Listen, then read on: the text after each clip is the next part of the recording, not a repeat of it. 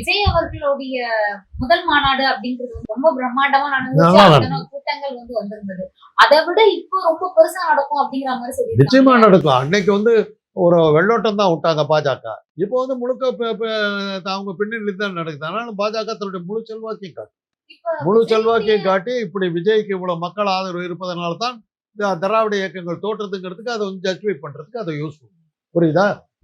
வாக்காளர் பட்டியல் வாக்காளர் பட்டியல் எல்லாம் காரணம் இல்லை, பாருங்க மக்கள் இவ்வளவு பேர் கூட்டம் இருக்காங்க அதனாலதான் ஜெயித்தோம் அப்படிங்கிறது சொல்லும் போது நியாயப்படுத்த. இப்ப நீங்களே வந்து சொல்லுவீங்களா இவ்வளவு கூட்டம் வந்து பொய்யின்றீங்களா அப்படின்னு கேட்பீங்க. அதுக்காக தான் இதெல்லாம் செய்வோம். அதனாலதான் கண்டிப்பா பெரிய மாநாடா இருக்கும், சந்தேகமே வேணும். மிகப்பெரிய மாநாடா இருக்கும்.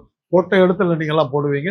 நீங்களாம் வந்து என்ன நிறைய கேள்வி கேட்க போறீங்க, இதுக்கு என்ன பதில் சொல்ல போகிறீங்கன்னு கேட்பீங்க. இப்பவே நான் சொல்லிடுறேன், கண்டிப்பா பெருசா இருக்கும். ஏன்னா அவர்கள் கூட்டணியில் இருப்பது உலகத்தினுடைய மிகப்பெரிய பணக்கார கட்சியான பாஜகவோட கூட்டணி. சார் ஆனா அவரே தான் சொல்லிட்டாரே சார், எனக்கு எந்த கட்சி கூடயும் கூட்டணி இல்ல அப்படிங்கிற ஒரு விஷயத்த ஆமா, சொல்லிட்டாரு. அவர் வந்து நான் பாஜக கூட கூட்டணி வச்சிருக்கேன் அப்படின்னு வந்து உங்ககிட்ட வந்து சொல்லுவார். ஆனா இந்த ஒரு என்னமா விஷயம் வந்து ஏமா பேசப்பட்டுட்டு தான் இருக்கு. ஒரு நெறியாளரா இருந்து இதை கூட இப்படி கேட்டீங்களா, நான் என்ன பதில் சொல்றது சொல்லுங்க பார்க்கலாம். ஆனா நீங்க சொல்ற ஒரு விஷயம் வந்து சொல்லப்பட்டுட்டு தான் இருக்கு. இந்த உலகத்துக்கே வைத்திய தெரிஞ்ச விஷயம். பாதுகாப்பு. நீங்கெல்லாம் பாருங்க, டிஜிட்டல் மீடியாவை தவிர வேற யார் அவரை சப்போர்ட் பண்ணிட்டு இருக்காங்க சொல்லுங்க.